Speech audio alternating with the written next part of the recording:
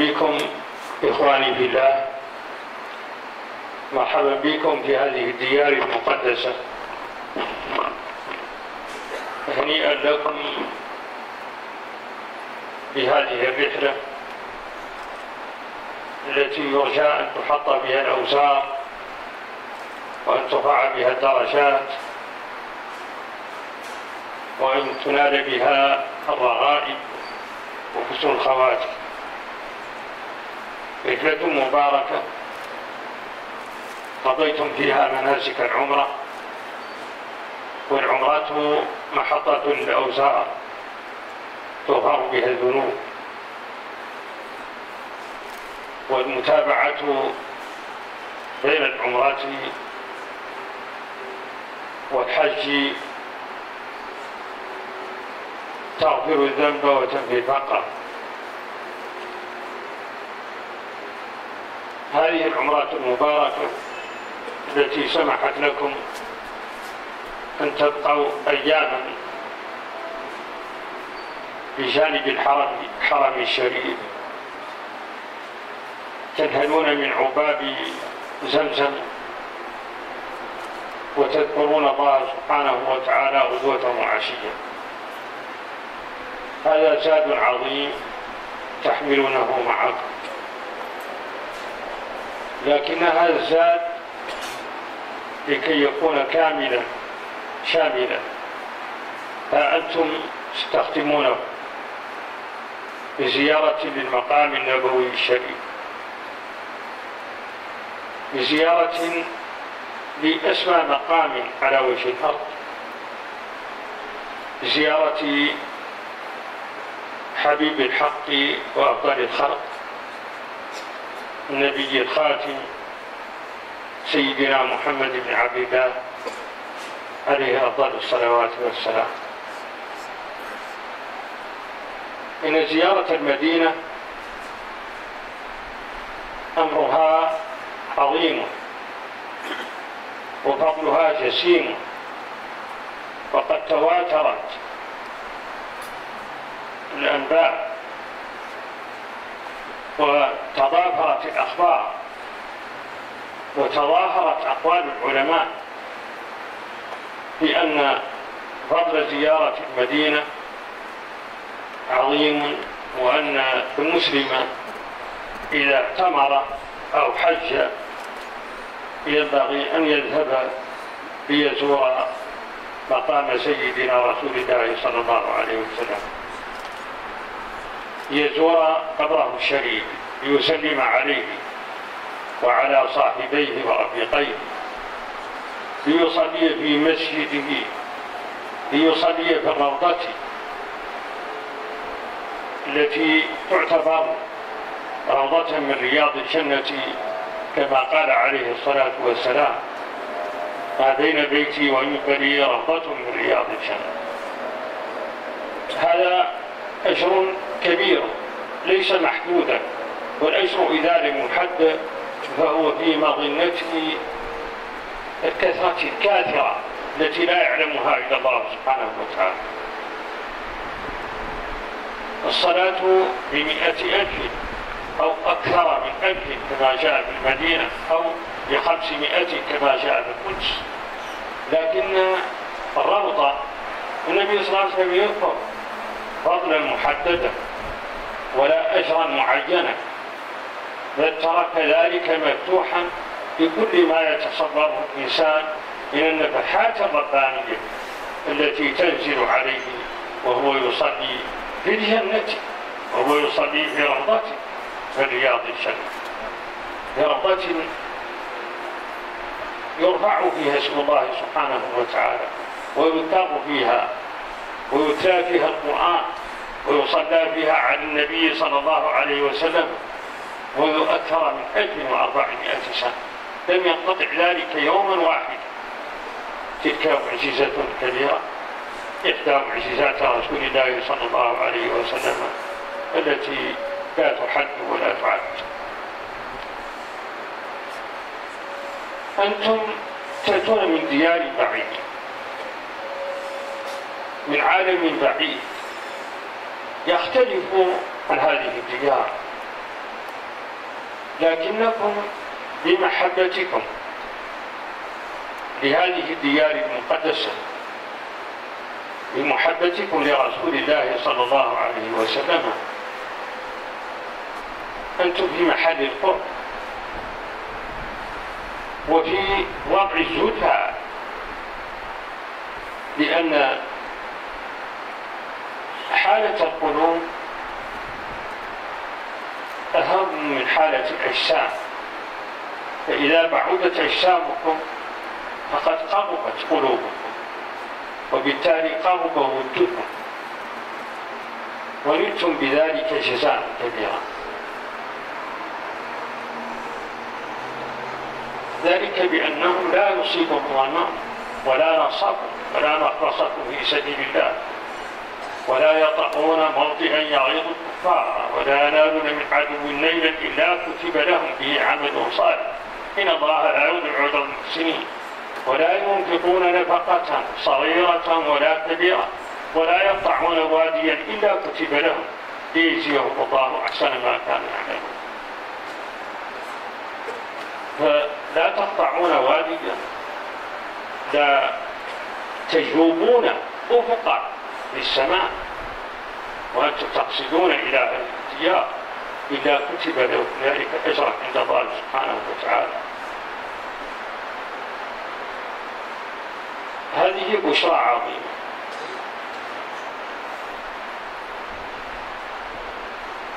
لكن المهم هو الشحنة الروحانية والسكينة الربانية،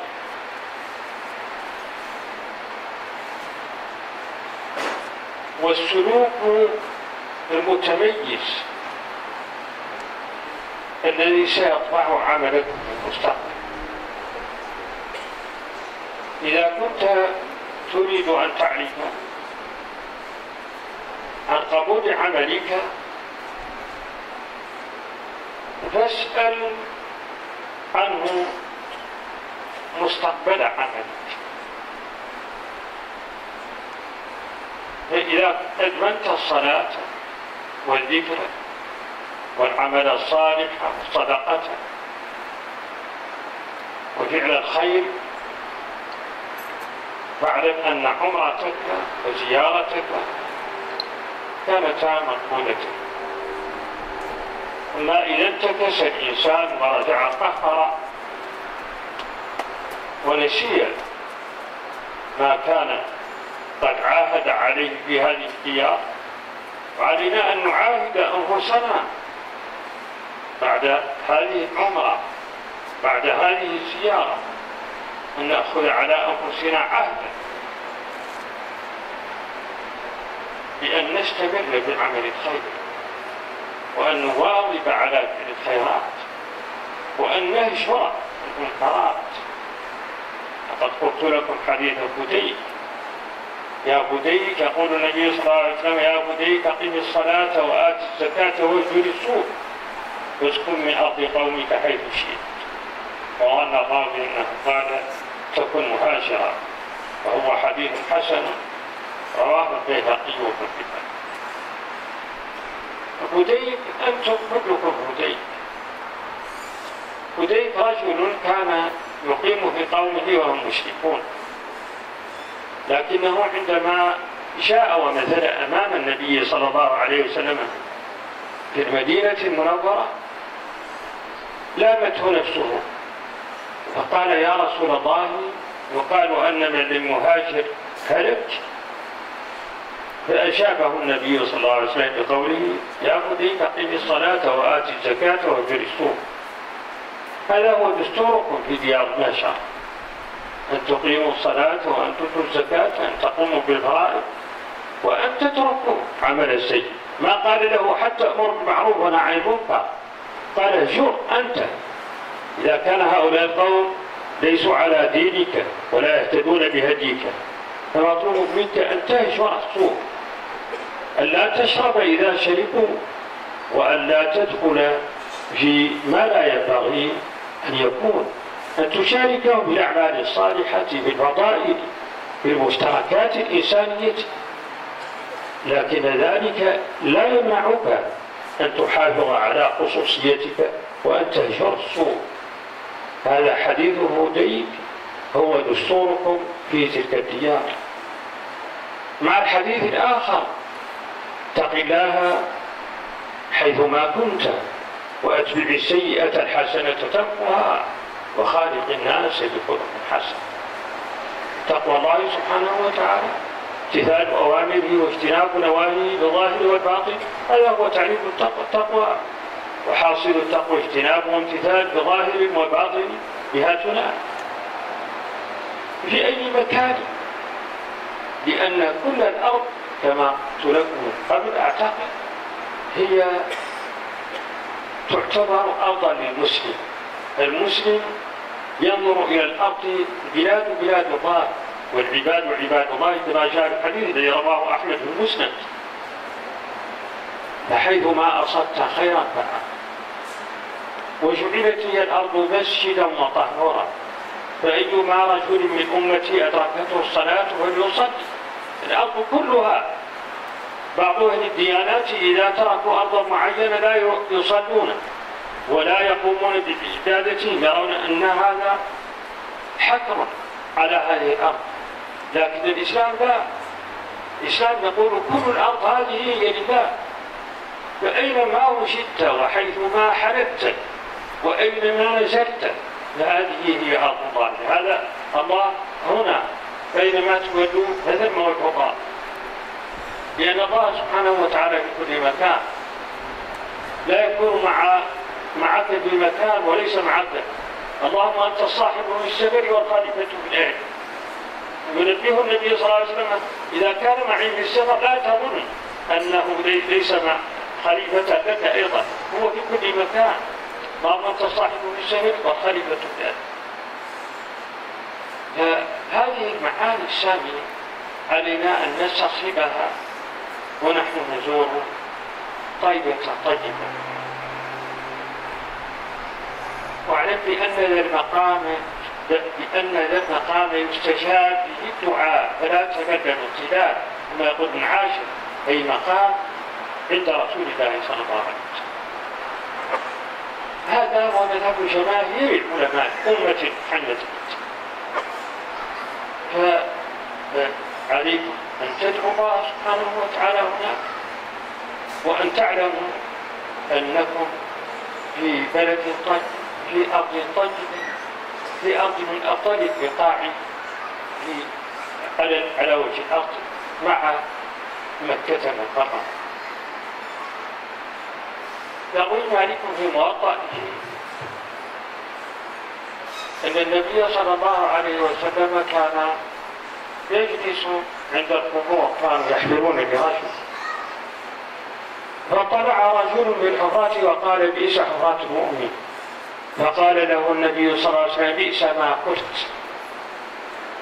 قال: يا رسول الله أردت الشهادة في سبيل الله، أي كان يرى أن عليه أن يموت في ديار أخرى.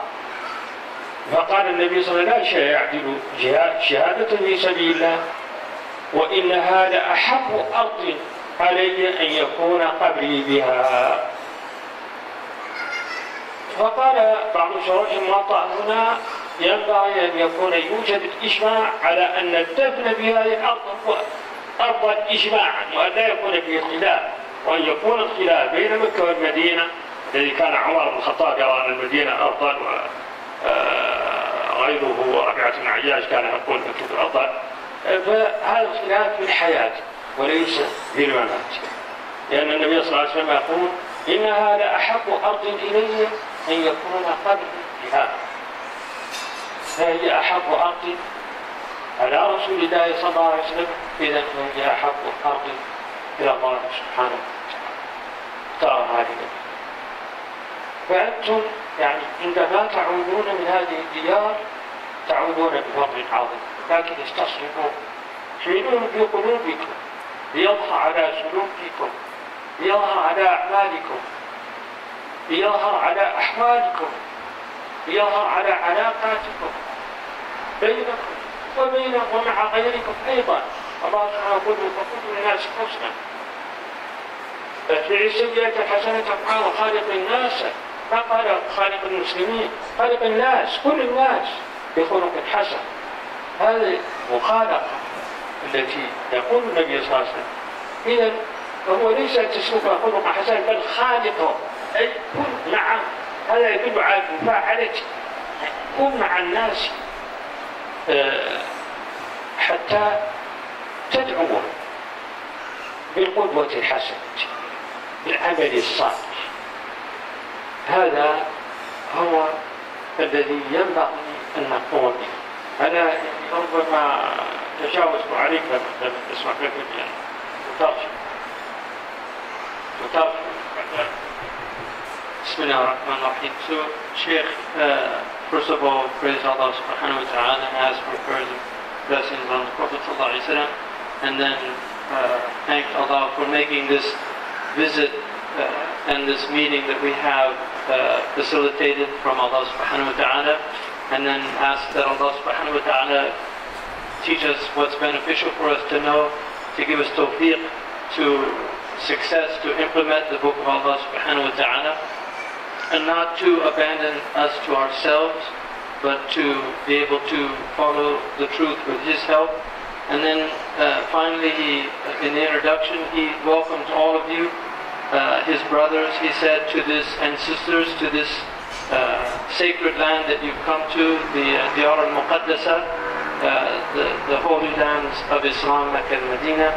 And he said, this is a journey that you have taken that removes your sins and purifies you, and inshallah will give you a good seal to your life on earth, because the Umrah, the Hajj and the Umrah are journeys that the Prophet ﷺ said if they're made with good intention, then they remove the sins of the people that are making them. So he said that this is a great blessing to have the sins removed. He said during these days that you're here, you're in the presence of the sanctuaries that Allah has made for human beings, the sanctuary of Mecca, the sanctuary of Medina, and you're drinking the water of the blessed well of Zamzam, and you're in a state that facilitates and helps you to remember Allah subhanahu wa ta'ala with ease. And then he said that the way that you increase in this provision that Allah has given you, the zad of this journey, the spiritual zad of this journey, the spiritual provision of this journey, the way you increase in it is to complete it in the best way, which is to visit the city of the Prophet ﷺ, because he is the beloved of the real, the truth, the haqq of Allah subhanahu wa ta'ala, and his place where he resides in his death, after his death on the worldly life, the place where he is the best of places. And he said that visiting Medina is something that is immense in its magnitude and its import. It's vast in its benefit and bounty. And he said, and it is come in factual accounts from our scholars that the visiting the Prophet ﷺ's home is the completion of the Hajj or the Umrah. And so we visit the Prophet ﷺ and we pray in his masjid, and we take the benefit of being in the Rawdah of the Prophet, which he described in the Sahih Hadith, that it was a portion of paradise itself. So you actually get to go into paradise itself during your time that you spend there. And then he said there's also, he said in reality the reward is vast with Allah, but according to the Hadith, the reward of prayer in Mecca is 100,000 times what it is in other places. All your good actions are multiplied 100,000 times. And in Al-Quds, in Jerusalem, it's 500 times. And then in Medina, according to the narration, it's 1,000 times. And he said, this is a place that has this portion of paradise in it. And it's a place where the remembrance of Allah has continued unbroken since the Prophet ﷺ came to that place. And so it's amazing. So when you come from these distant lands that you've come, what's moving the heart to make this journey is love. And love in and of itself is a station of nearness to Allah. So he said that the what has motivated you has already made you close to Allah subhanahu wa ta'ala, and this is a great blessing. And then he said that the state of the heart is much more important than the condition of the body. So if the state of the heart is healthy and sound, this state of love of Allah and then love of His Messenger, then you're in a good state, irrespective of the health or state of your body. And then he said that you've come from distant lands, but remember that with love, you're always near even if you're far away. And the Prophet ﷺ said when he was on a journey, he said, we're making this journey, but we've left behind people that in Medina that were unable to come because of sickness or something that held them back. And he said, and yet they're with us every step we take. And he said, so you can, and then the Quran also mentions that they don't go through any valley except Allah subhanahu wa ta'ala is recording everything they do. So he said, all of your steps are recorded, and with this love you achieve this amazing station with Allah subhanahu wa ta'ala. And then he said every step that you have taken has been recorded. He said even when you were in the air, the places that you moved along in the air, he said this is also recorded. And he said that what's important from this journey is your spiritual states, that your spiritual states increase, that you gain more contentment in your heart, that your hearts become stilled, you have sakina, this tranquility should descend upon your heart, and that your character becomes distinguished by these spiritual qualities. He said if you want to know what your state is, whether your umrah was accepted or not, then you have to look to your future. When you return to your land, if you find that you're doing better and more actions than you did before you came, then it means that your umrah was accepted. But if you're not doing better than before you came, then this is another situation. But this should be a life-changing experience. The pilgrimage to the house of Allah, the lesser pilgrimage, the umrah, and then visiting the Prophet ﷺ.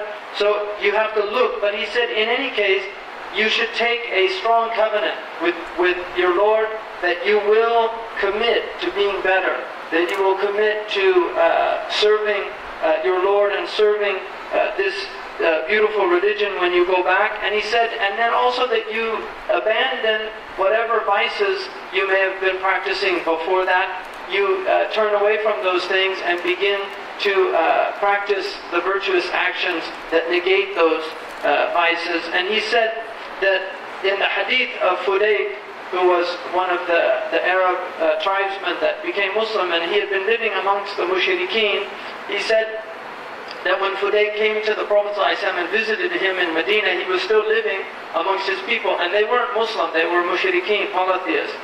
And some of the Sahaba told Fudayk, you can't live there, your Islam is not complete until you make hijrah. But he said in this hadith, which is a good hadith, when Fudayk asked the Prophet ﷺ said to him, O Fudayk, he said, establish your prayer and pay your zakat and avoid evil wherever it is and live wherever you want.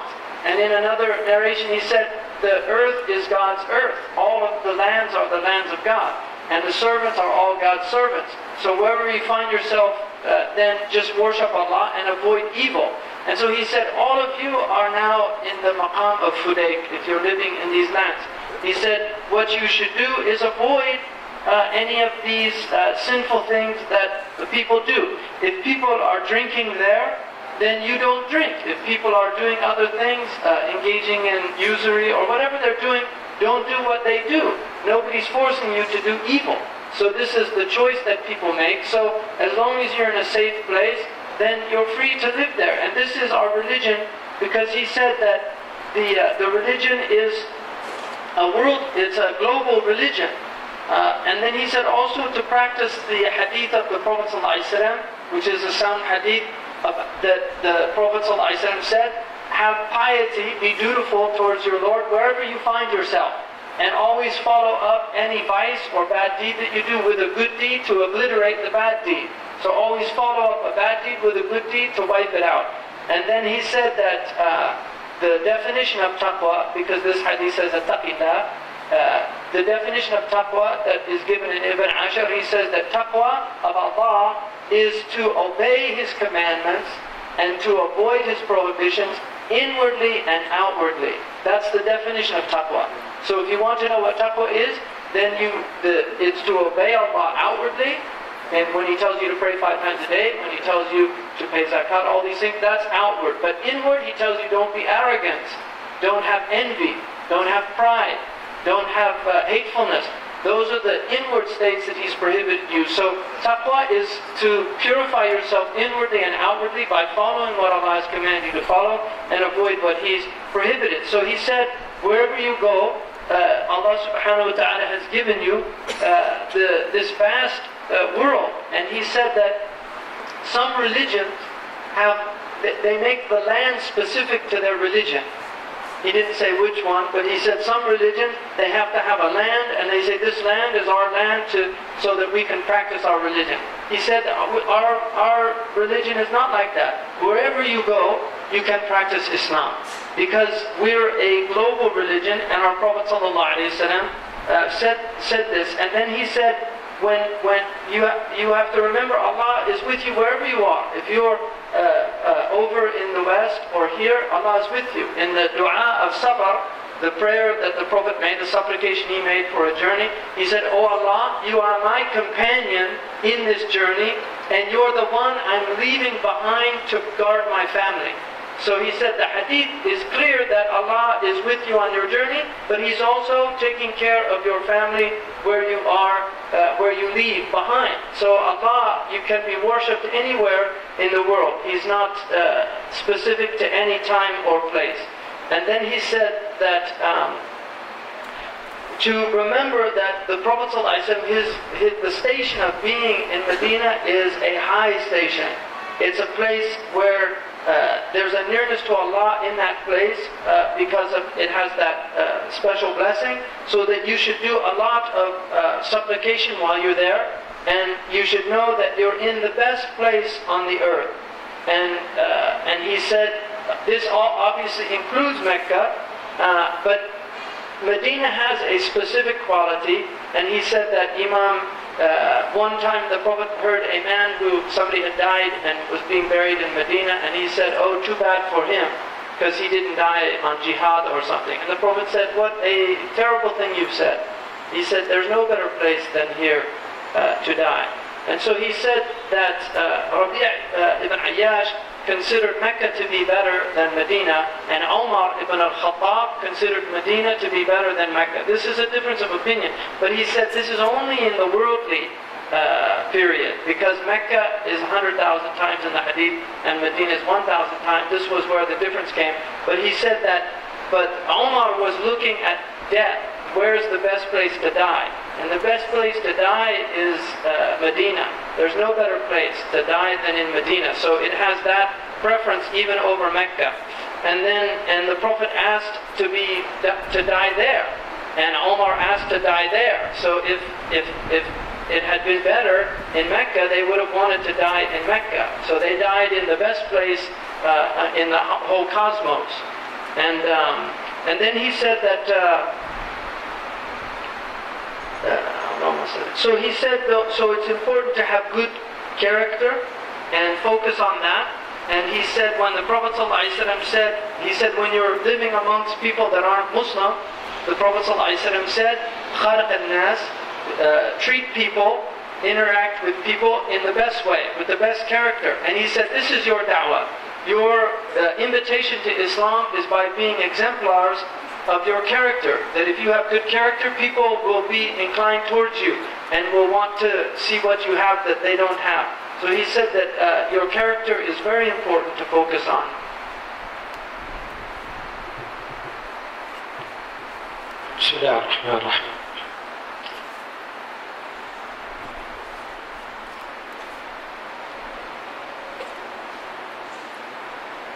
أنا أوصيكم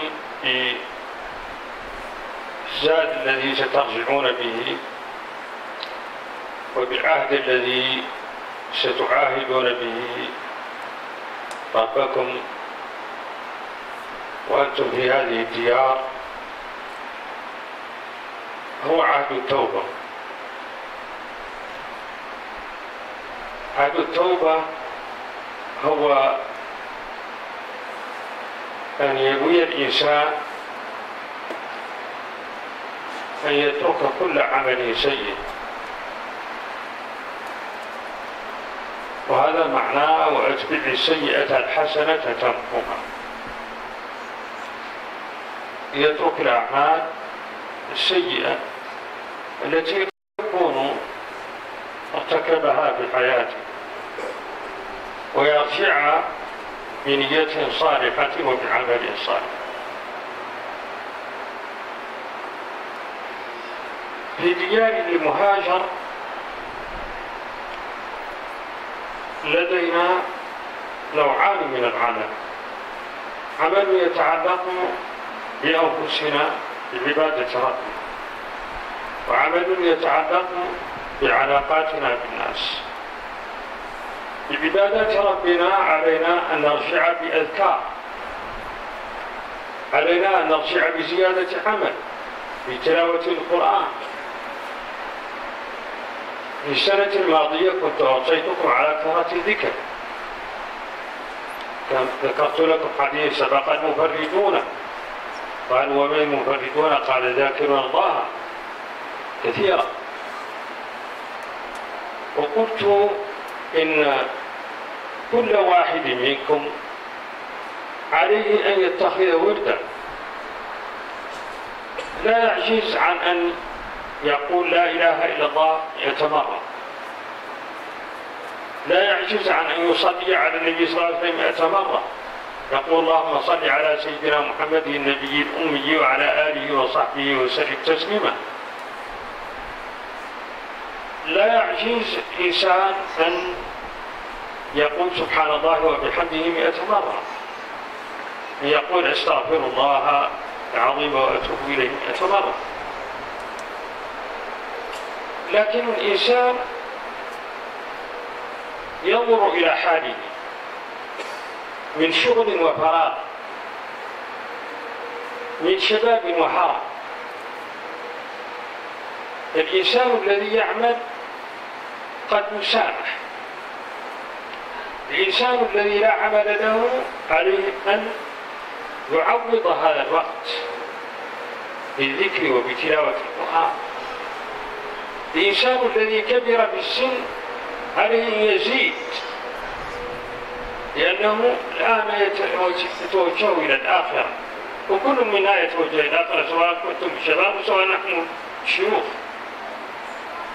فعندما يصل إلى مرحلة من السن وعدم العمل عليه يذكر الله كثيرا، أن يقول لا إله إلا الله 1000 مرات مثلا في الصباح، أن يزيد في الصلاة على النبي صلى الله عليه وسلم والقرآن، لا أقل أن يقرأ سورة ياسين في الصباح، ويقرأ جزءا أو جزئين ظهرا أو مساء، لا أقل أن يصلي ركعات في الليل مع الوتر، سواء كان قبل النوم أو بعد النوم. يعني أرجو أن كل واحد يكتب وردا يلتزم به، وأن يتقبل الله منا ومنكم، وأن يرزقنا الإخلاص في القول والعمل. لا بد من زيادة العمل.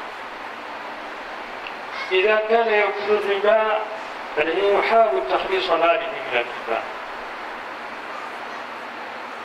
إذا كان يأخذ أموال الناس بغير حق عليه أن يرد للناس أموالهم المظالم التي بينه وبين الناس.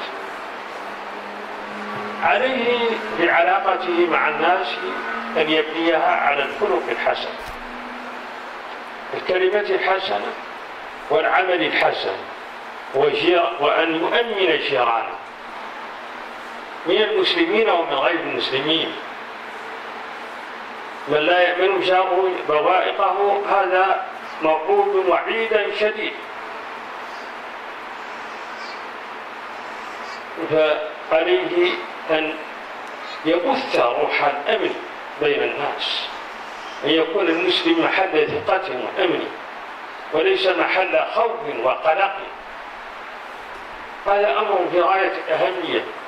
أنتم سفراء الإسلام، فأظهروا الوجه الحسن للإسلام، أظهروا روح محبته إنسانيته، أن تحب جميع الناس. وقد جاء في الحديث: لا يؤمن أحدكم حتى يحب لأخيه ما يحب لنفسه. يقول العلماء تفسير الحديث لأخيه بالإنسانية، أن تحب لكل أخ، كما يقول الشبراقيتي، كما يقول ابن رجب في شرحه لهذا الحديث. فهذه روح المحبة علينا أن نبثها لنكون نورا يشع بين الناس، ولا نكون ظلاما حارقا ولا حريقا. المسلم عليه أن يكون أخا لإخوته بالإنسان، عليه أن يكون إيجابيا وليس سلبيا، أن يشارك الناس في انتخاباتهم، في أعمالهم الجيدة، في إنقاذ، في معالجة المرضى، في إنقاذ الناس من الحريق، أن يكون إطفائيا يطفئ الفتن ويطفئ الشر. علينا أن نقدم أنفسنا بالقدوة الحسنة، بالعمل الصالح. في كل فترة من التاريخ يقابل الإنسان في مسيرته تحديا. منذ بدء الخليقة كل فترة يحسب أهلها أن الزمن ولد اليوم. لا، الزمن لم يولد اليوم، ولن ينتهي إلا أن يشاء الله بنهاية الزمن. في كل فترة فيها تحدي. التحدي في هذا الزمن هو تحدي المحافظة على الأخلاق، لأن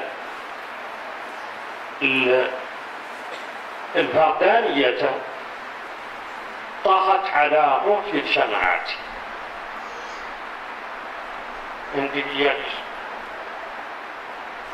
طغت على روح الجماعات، فالأبوة لم تعد مهمة في كثير من البقاع.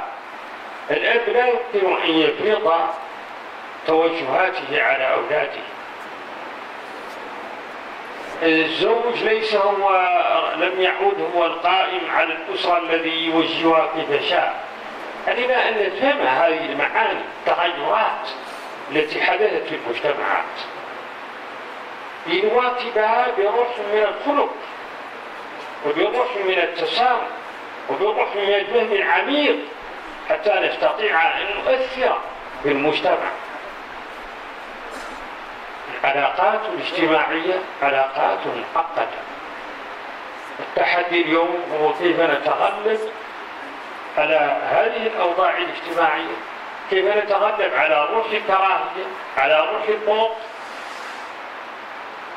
ادفع بالتي هي أحسن سيئة نحن عدو ما يصل. ادفع بالتي هي أحسن فإذا الذي بينك وبينه عداوة كأنه والمحن. تقديم الحسنى بدلا من السوء.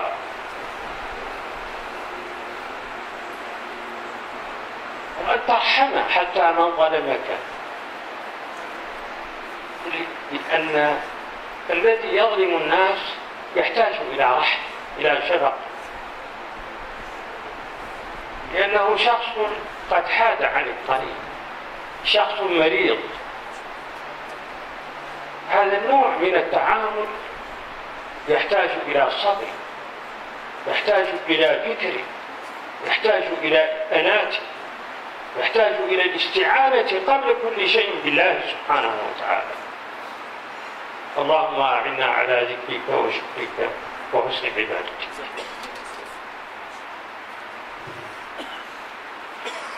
بسم الله. So the Shaykh said that his advice to you with this provision that you've gotten from this place and that you'll go back to, inshallah, to the places there you come from, he said, is to make a covenant with yourself, because the covenant that you make here is a tawbah. It's a covenant of tawbah. You come here to return to God, and your returning to God necessitates that you leave those things that you were doing that were displeasing to Allah subhanahu wa ta'ala before you came. So when you go back, make that covenant with yourself to avoid those things that were not good things, the misdeeds that you may have been doing. And then he said that wherever you go, you should know that we have two basic conditions or situations. One of them is a vertical relationship with your Lord. So you have to remember that you have mu'amala, you have an interaction with your Lord that is necessary wherever you are. But the second is the horizontal relationship that you have with your fellow man. These are the two considerations that have to be at your forefront wherever you are. The relationship with Allah, and then the relationship with His creation. As far as the relationship with Allah subhanahu wa ta'ala goes, the central pillar of that relationship is your worship. And so you have to maintain your worship, your prayer, the pillars of Islam that Allah has told you to guard. And then also, you have to remember Allah, not just over and above what you do, which is the baseline. So you have a baseline, but then you have to have dhikr, which goes over that. And the Prophet ﷺ in hadith said that the people that have outstripped are those people who are singled out because of their dhikr. That this is what puts people in ahead of everybody else, is the amount of remembrance of Allah that they have. And so he said, I'm advising all of you to take a daily wird of dhikr that you should do. He said, none of you is incapable of doing 100 La ilaha illallah every day. Every one of you can do that at some portion in your day, just to say La ilaha illallah, La ilaha illallah 100 times. To say 100 times Allahumma salli ala Sayyidina Muhammad. To do prayer on the Prophet 100 times. None of you is incapacitated where you can't do that. And then to say Subhanallah wa bihamdihi Subhanallah al-Azim 100 times. To say Astaghfirullah 100 times. This is not difficult for any of you to do. And so it's important that you do this.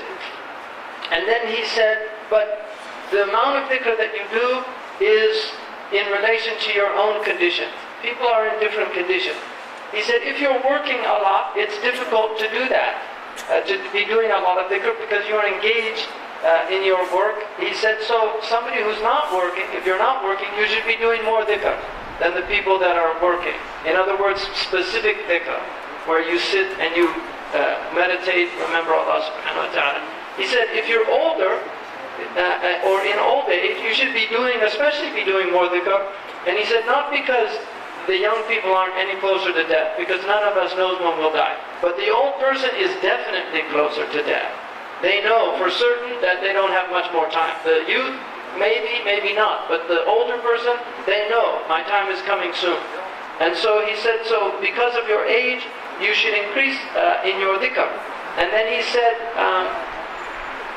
that you so cling to this wird and ask Allah subhanahu wa ta'ala to also give you increase in your good deeds so that you can do more good deeds. And then one of the aspects of your tawbah is to redress the wrongs that you've committed with other people. If you've taken money, to make sure that money goes back to them. There are certain huquq of people that you may have transgressed, and that needs to be redressed in order for a tawbah to be sound. And then he said, so that is your relationship with Allah subhanahu wa ta'ala. Your relationship with people is based on good deeds and good words. That you should speak well to people. Allah subhanahu wa ta'ala says to speak well to humanity. And he said also you should be in a place where you're a good neighbor. And your neighbor should feel safe from you. They shouldn't be worried about you, that you're going to harm them. And he said, so you should be somebody who provides security in a society. And then that to remember that wherever you are ambassadors for Islam. And the ambassador has to have the best of character because he represents his country. In your case, you represent a religion. Even though you're an individual, you're representing a religion. And so it's very important so that people should feel this. And he said, the Prophet ﷺ said, none of you truly believes until you love for your fellow man what you love for yourself. And he said that this hadith, which says, literally you love for your brother what you love for yourself, but he said the brother here, according to the great ulama like Imam Shabrakhiti, Imam Nawawi and others, that they have said that this means your fellow man. In other words, it includes the Jew, the Christian, the idol worshipper, it includes everybody. So you should want for them the good. And he said you shouldn't be a fire, you shouldn't be a tribulation for others, you should actually be a firefighter. You should be somebody that goes and puts out fire. He said it's very important also that you maintain a state of, a positive state of mind. Don't fall into negativity. Don't become negative, but be a positive person and think positively. It's very important. He said also help save people. People that need saving, save them. If you're a physician, treat people with that good intention to help people to regain their health. And then he said, the best thing that we can do is to present ourselves as a righteous exemplar. And this is the best thing that we can do with other people. He said, another thing that's very important for all of you to remember is tribulation is the nature of the world. People now, they think, oh, this is the first time that the conditions have been like this. He said that look in the past and you will see there's always tribulations. Every age has its crises, every age has its calamities, and he said, and every age has its challenges. He said the challenge of this age is to maintain good character. Because this is an age where he said people are losing good character. And he said it's an age where individualism is actually oppressing the communitarian spirit of people. And so the individual, he said, because people are becoming selfish. And he said you have to fight selfishness in yourself. Because everybody now is thinking about themselves and not thinking about the group or the community. He said it's very important. He said even parents now suffer from the selfishness of their children. The father has no rights, the mother has no rights. This is something that we're seeing around the world. He said this is very different from the state of people before. They respected community, they respected the spirit of the community and the norms and customs of people. They respected them. Now they only respect themselves and they lose their respect for others. So he said it's very important to remember that the challenge of this time is good character. And it's good character which will enable you to overcome your selfish tendencies, because it's a human trait to have those tendencies, but you have to overcome them. He said, and then it's very important to have mercy. Be kind to people. Even have mercy on people who have wronged you. He said, if you look at the oppressor, he's the one in most need of mercy, because he is the worst off. He said you should actually feel sorry for them, because they're the ones that they're harming themselves more than they're harming the people they're oppressing. And he said that this is something that we have to remember, that just to look at people with this eye of compassion is very important. He said, may Allah subhanahu wa ta'ala give you strength to worship Allah subhanahu wa ta'ala and increase in that worship, and to be grateful, to have gratitude. May Allah subhanahu wa ta'ala give you strength to be grateful for all the blessings that we have, and also to have a piety that is pure and beautiful. And he said, now. الحمد لله رب العالمين. اللهم صل وسلم على سيدنا محمد وعلى آله وصحبه وسلم.